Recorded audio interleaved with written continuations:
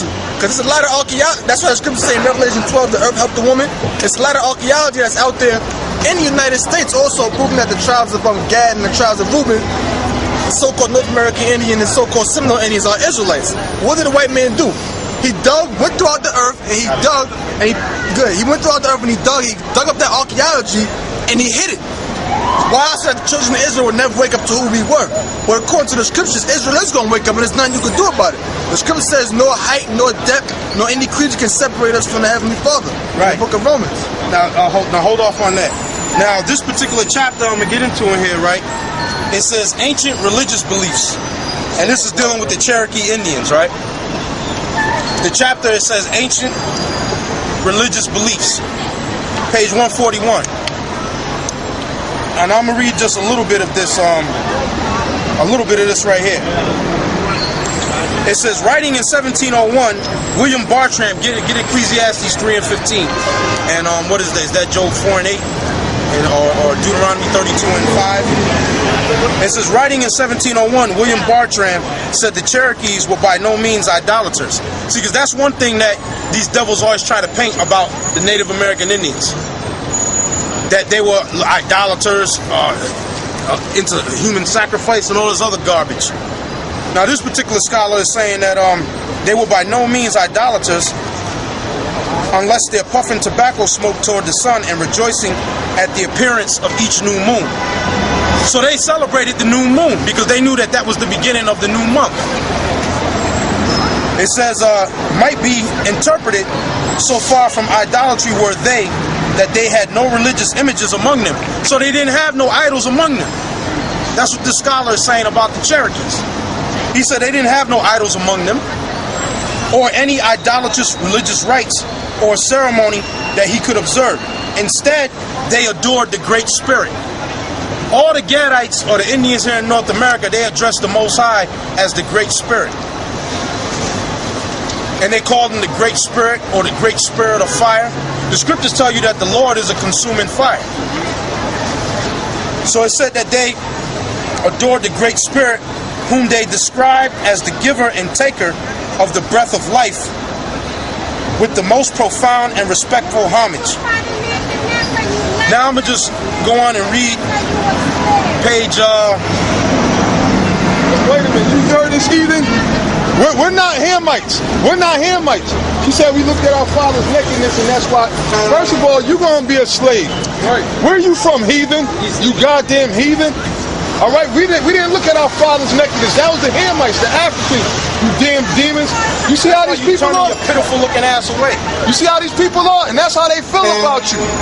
A lot of you black, now some of you black people say, oh, why are you talking to her that way? She's talking shit about you black people, man. She said that's why you a slave. And she doesn't even know what the hell she's talking about. That's a demon right there, man. That's a goddamn demon, and guess what? You going into slavery. That's right. And may the Most High hit your ass, have a truck run your ass over in the street. Y'all heard him? Yeah. She said that's why you going into slavery. Yeah. That's why you went into slavery, because you looked down your father's nakedness. Right, she's trying to call us Hamites. Call us Hamites, man. Yeah. You know, she tried to call us Hamites. We're not no damn Hamites, we're Israelites. And that was nothing but a goddamn Elamite heathen. A demon. Oh, yeah?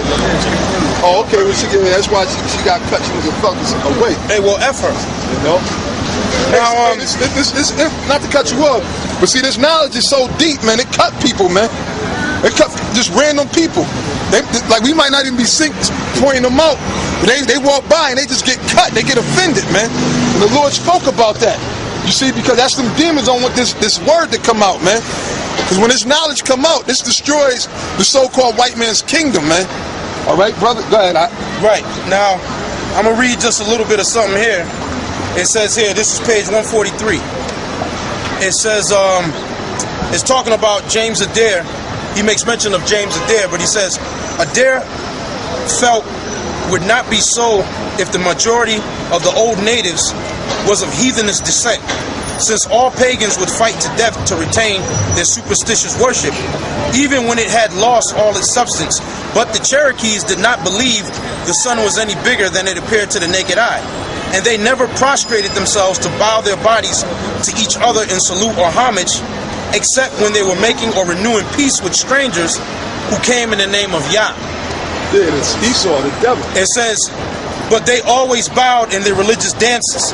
Now, I'm gonna get another page because I gotta jump around to get the information. Now it says here on this other page here on page let me see, right, page 145.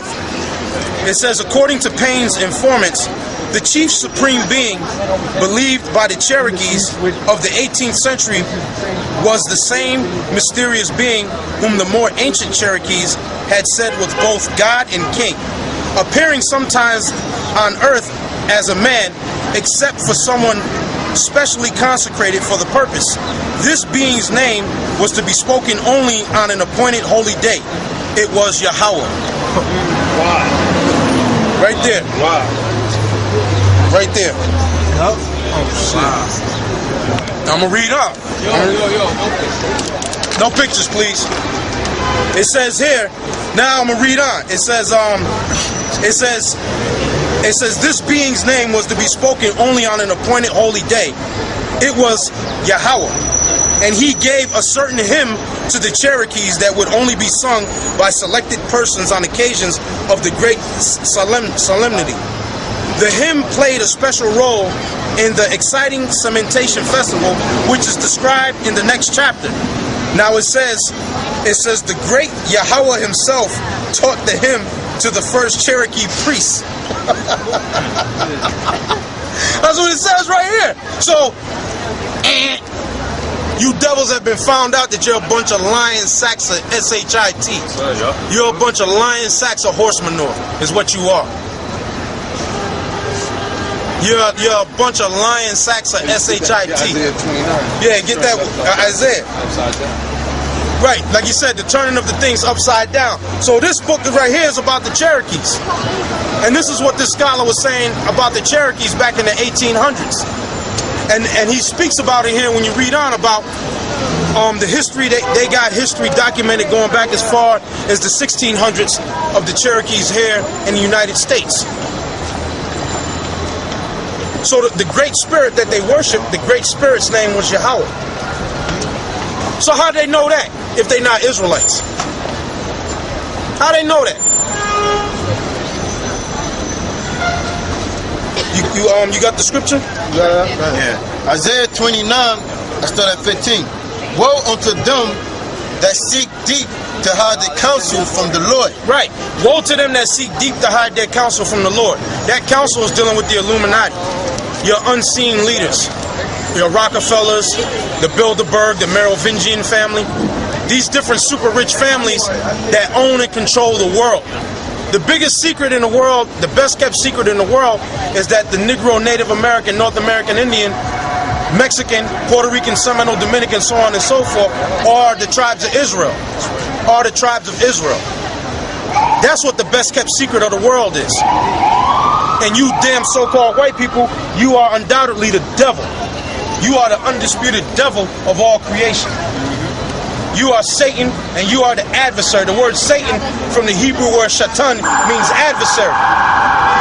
You're the adversary to anything that's righteous in this world. You're against a man and a woman getting together. You're with two men getting together and having a relationship.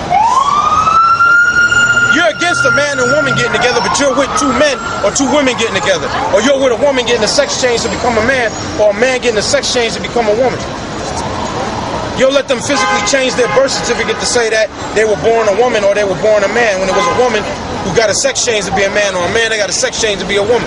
Disgusting. That's what you devils are about in this society. You ain't about the word of the Most High. So don't come up here trying to talk about you Christian and that you some God-fearing people. Because if you was God-fearing, you wouldn't be doing the things that you're doing. You would be adhering to the word of the Most High. And like I said before, we done found out who we are. We done found out that we're the Israelites, that we're the blessed sons of the Most High. Yashar Allah. Yashar Allah means he is a prince of the power. He is a prince of God. That's what the name Israel means. So we found out who we are. We ain't no goddamn Hamites. We ain't no damn Hamitic. We're not Hamitic or Kemet. We ain't from no damn Kemet, and we ain't no damn Kemetic or Hamitic. That's them damn Africans. Where that damn African sign at? Bring that sign up. That's not us right there. This is not us. That's not us. That's not our people. That's not our traditions. That ain't our custom. That's right. We ain't no dirty, foul, rotten, stinking ass Africans. That's right. So if you calling yourself an African American, you just a pure dummy. Because the name Africa is a white man's name, and the name America is another white man's name. Leo Scipios Africanus, who defeated Hannibal in the Second Punic War. A Roman general who defeated Hannibal, a black man, an Israelite, during the Punic Wars. When the Romans in 149 BC burned the city of Carthage down to the ground, which was the northern part of Africa, which is along the southern bank of the Mediterranean Sea. When they burned Carthage down in 149 BC, they named the whole continent after Leo Scipios Africanus, who conquered Hannibal in the Second Punic War. And it was Africanus' grandson in 149 BC that took the task of burning Carthage down, and then his famous grandfather's name was put on the whole continent. And instead of it being the northern part being called Carthage and the rest of it being called Kemet, they called the whole place Africus, or Africa. This place here, America, goes back to an explorer, Amerigo Vespucci, an Italian explorer. Amerigo Vespucci. Your father ain't Leo Scipios Africanus, and your daddy damn sure ain't no damn Amerigo Vespucci. So how the hell are you African American? All you is an American citizen. Through slavery. That's how you're an American citizen. Through slavery and through the civil rights struggle, you're an American citizen. Because when you first got here, you were counted as 3/5 of a man. And really, you're still looked at as 3/5 of a man anyway. That's why your vote don't mean a damn thing. Your vote don't mean nothing. So we want to hear none of that garbage you're going to try to shovel at us. Read on. And their works are in the dark. And their works are in the dark, the Illuminati. The ones that control the money system. The ones that control whether the stock is going to go up or the stock is going to go down. The stock market goes up and goes down purely on speculation. Because somebody speculates something. Oh, we speculate that the price of oranges is going to drop. So then, at the stock market, when the stock market opens, the price of the orange prices will drop. Then people will start selling. Then when it gets low enough, somebody else will buy. And that's how they make money in the stock market. Let this madness go by. I'm gonna let this madness go by because I can't overtalk this garbage. Hey, but you know what that means? That means Babylon is burning down. Right. Babylon is on fire. Fire burn Babylon. Like Benjamin said, fire burn Babylon. Fire burn Babylon. Babylon is on fire. And it's a good thing that this place is on fire. Go ahead. And they say, who seeth us and who knoweth us?